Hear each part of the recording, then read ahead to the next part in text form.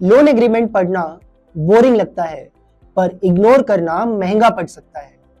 सच बताऊं तो हम अक्सर सिर्फ ईएमआई, लोन अमाउंट और टेन्योर देख के आगे बढ़ जाते हैं, पर लोन एग्रीमेंट में ऐसी काफी क्लॉजेस होती हैं जो अगर ध्यान से पढ़ी जाए तो आपका पैसा भी बचा सकती हैं और अगर इग्नोर कर दी तो एक्स्ट्रा कॉस्ट क्रिएट कर सकती हैं, जो आप इजीली अवॉइड कर सकते हो अगर पहले समझ लो।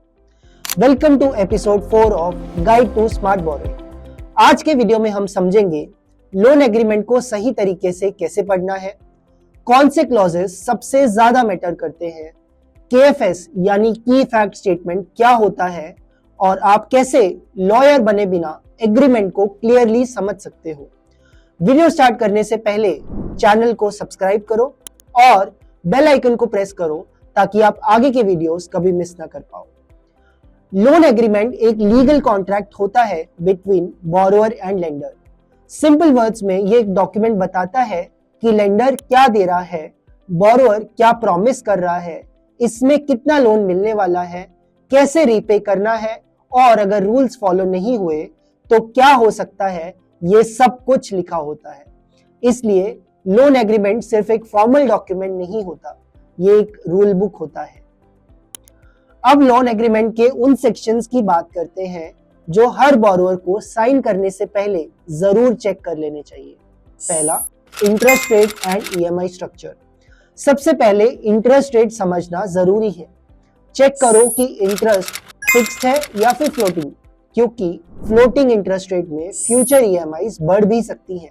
साथ ही ये भी देखो कि ईएमआई किस डेट को डेबिट होगी और अगर सैलरी डिले हो जाए तो क्या फ्लेक्सिबिलिटी दी जाती है, यानी कोई ग्रेस पीरियड है या नहीं। Second, fees and charges. Loan सिर्फ इंटरेस्ट तक लिमिटेड नहीं होता।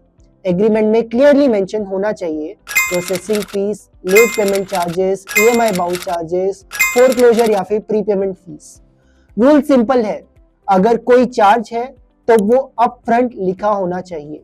आइडियल प्रैक्टिस में ये सारे चार्जेस मेंशन होने चाहिए, इसलिए डॉक्यूमेंट चेक करना बहुत इंपॉर्टेंट है। तीसरा, पेनल्टीज एंड डिफॉल्ट क्लॉजेस। ये सेक्शन थोड़ा टेक्निकल लग सकता है, लेकिन बोरोअर के लिए सबसे यूजफुल होता है। चेक करो कितने डिले के बाद पेनल्टी लगेगी, पेनल्टी अमाउंट कितना होगा और क्रेडिट ब्यूरो रिपोर्टिंग कब स्टार्ट होती है। एक ईएमआई मिस करना और रिपीटेड डिफॉल्ट्स दोनों के कॉन्सिक्वेंसेस अलग अलग हो सकते हैं। चौथा, रीपेमेंट रूल्स। लाइफ अनप्रेडिक्टेबल होती है, इसलिए यह समझना जरूरी है कि आप लोन जल्दी क्लोज कर सकते हो या फिर नहीं, पार्ट पेमेंट अलाउड है या फिर नहीं और उसके लिए कोई एक्स्ट्रा चार्ज लगता है या नहीं। फ्लेक्सिबल रीपेमेंट रूल्स फ्यूचर में आपको स्ट्रेस से बचा सकते हैं। आप सिर्फ बोरोअर नहीं हो, आपके राइट्स भी होते हैं।